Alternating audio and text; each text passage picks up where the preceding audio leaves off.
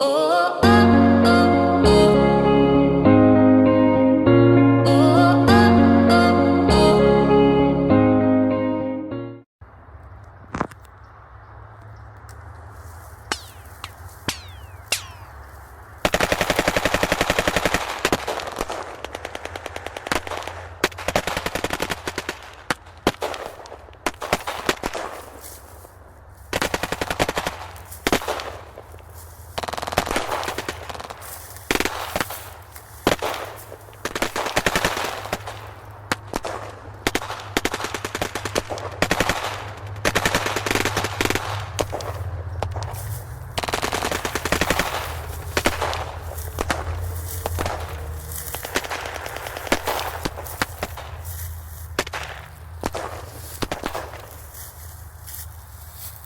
Could be in the trees.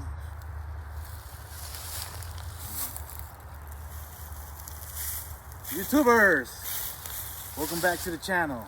It's a pleasure to have you here again. Well, you never know who's out there. Never know.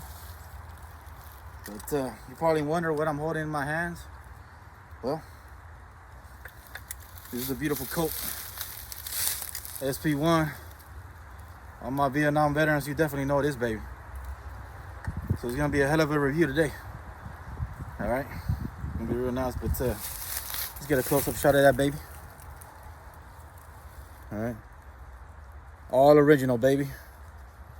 How they used to do it back in Vietnam. But let's head on in and do some technicals on the table. We'll talk some more.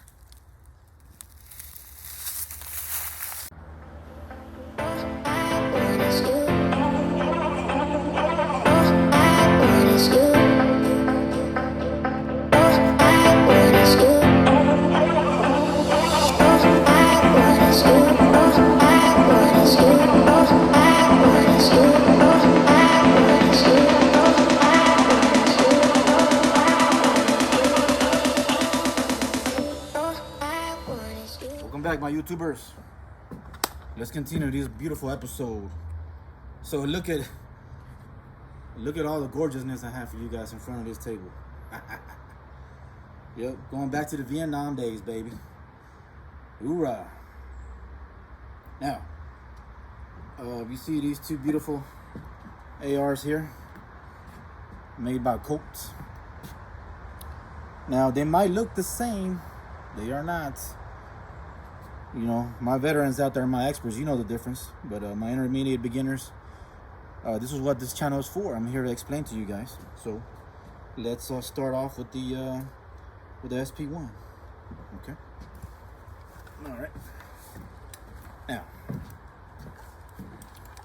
this beautiful baby, like I said, made during Vietnam, it's approximately around 1963, by the genius man himself, Eugene Stoner. All right.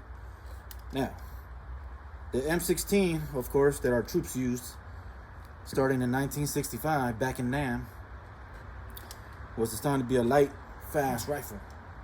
Right? This is the civilian version made by Colt. All right. It's the Colt SP1. Okay. All right. Let me turn it around.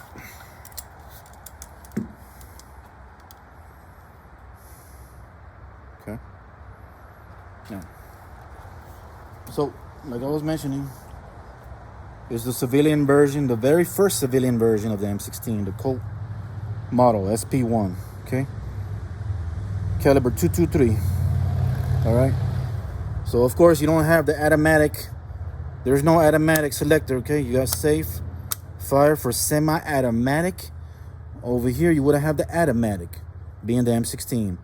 But this is the civilian version, so you have semi-automatic. Okay. Now what does semi-automatic mean? Semi-automatic means that when you put fire, right, when you press the trigger, you're gonna fire one round at a time. One at a time for each time that you press the trigger, right? Versus automatic, you just hold it and it will continue to fire. Okay? So this is a semi-automatic rifle. All right. Now, over here, you got your 20 round magazine, right? On the opposite side, your magazine release. Okay, take out your magazine. This was an all aluminum magazine issued, right? In Vietnam, 21 magazine. And like I said, all aluminum. This baby's all original. I was lucky enough to pick up a couple during the 80s. All right. You know, later on, our special forces, you know, our SOG units, you know, they wanted a 30 rounder. So OK Magazines was able to develop a 30 rounder. Let me show you guys what I'm talking about.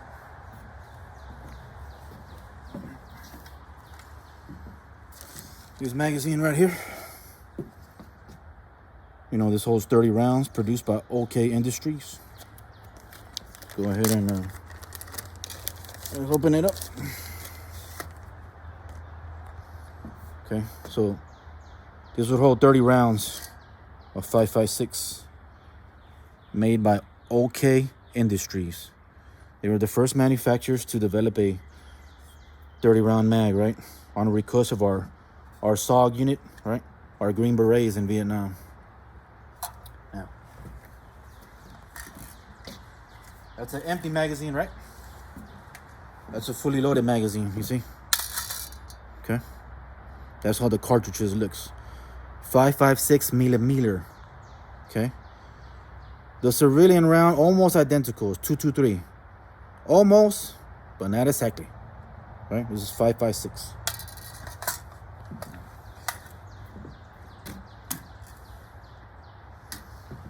Let's talk a little bit about the rounds. I got some, you know, different manufacturers. Here you got Remington, right?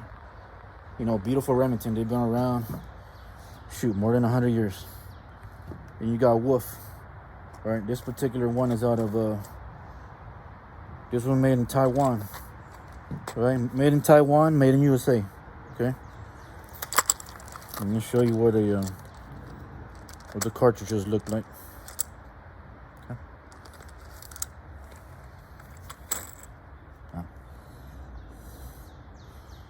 That's a 5.56 round, okay? 5.56 millimeter. Very light, very fast, okay? And very deadly. All right. And it's full metal jacket, as you can see. The bullet is full metal jacket, right? Okay. Take a look at Remington. Let's open a Remington box. This is a 223 Remington. You see 55 grains, full metal jacket. All right. Remington, let's see if I can show you guys. If I'm not mistaken, they are out of I'm gonna have to tell you guys where they're. Don't recall where they were out of, but I'll put that information for you guys in the video. All right. Let's look at the Remington rounds. See, Remington rounds gives you a nice holder for your 20 rounds of 5.56. All right, 223. Okay. Those are your Remington cartridges. Remember, all my YouTubers, that's the primer. That's where the firing pin hits the primer, and then the primer ignites the powder. Okay. All right. Now, enough on that. Let's get back to the SP1. Let's talk about a little more about this guy. So you have your fixed carry handle, right? You have your triangular hand guards, okay? Triangular. They also have a heat shield, right? So you won't burn yourself. If you ever by mistake put your hand or your arm on a hot barrel, you know what I'm talking about, okay? So there's a heat shield in here, right? So it won't, get too hot, right?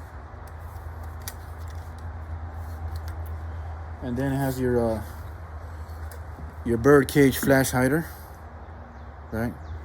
Very effective. I would say out of all my collection, probably the birdcage flash hider has been the most effective, combined with the M14 M1A slash flash hider.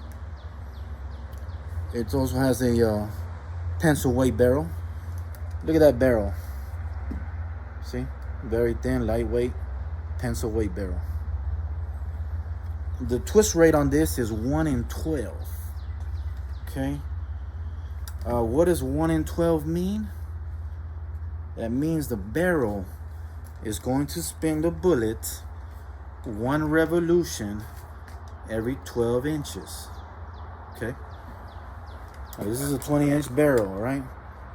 So when you fire the cartridge, since it's 1 in 12, it's gonna, the rifling inside the barrel will cause the bullet to spin, and it's gonna be 1 complete revolution per 12 inches. Okay? Yeah. Of course, the engineers at Colt, they decided, of course, based on this twist rate, the 55 grain round, the cartridge, this 55 grain cartridge works perfect for this barrel that has a 1 in 12 twist rate. Okay? This would change later in the 80s, around 1983, 1984.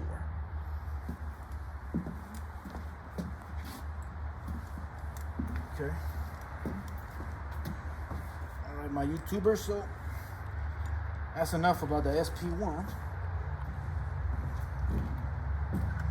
Let's talk about this beautiful baby over here. All right. Let me show you what a 30 round looks like. That's what your 30 round magazine. Okay.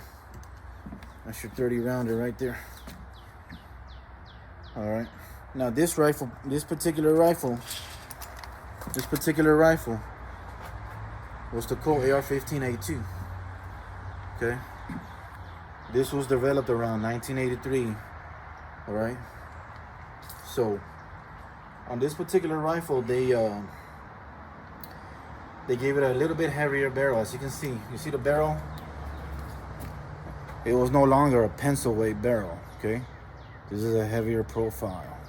And also, let me turn it around so you can see what I'm talking about.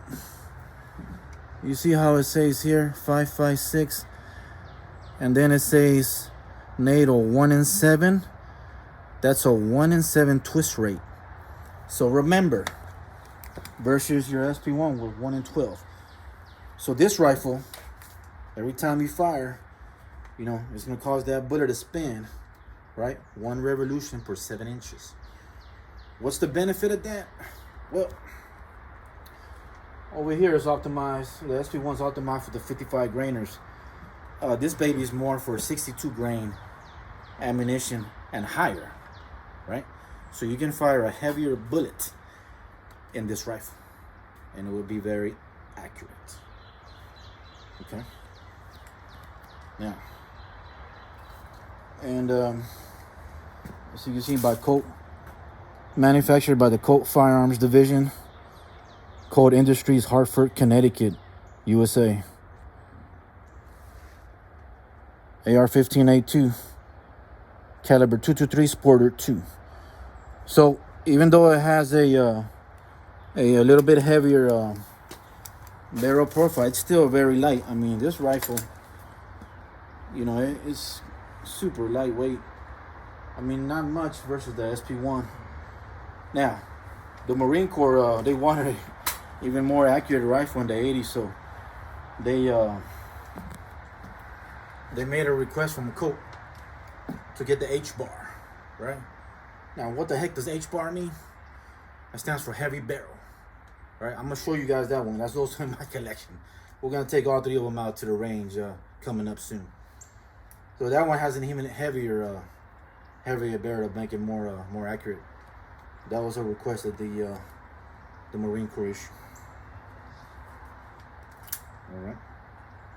So And then of course you have your there's a provision in the buttstock to put a cleaning kit. Okay, you just lower here, right? You lower this, and inside you can put a cleaning kit. Like I said, the AR platform. I mean, I love it. I mean, don't get me wrong. I love the ARs. I love my AKs. Very accurate, very lightweight. Just you definitely got to maintain it, right? Maintain it impeccably, and this baby will save your life, right? So, and one more thing I want to show you guys.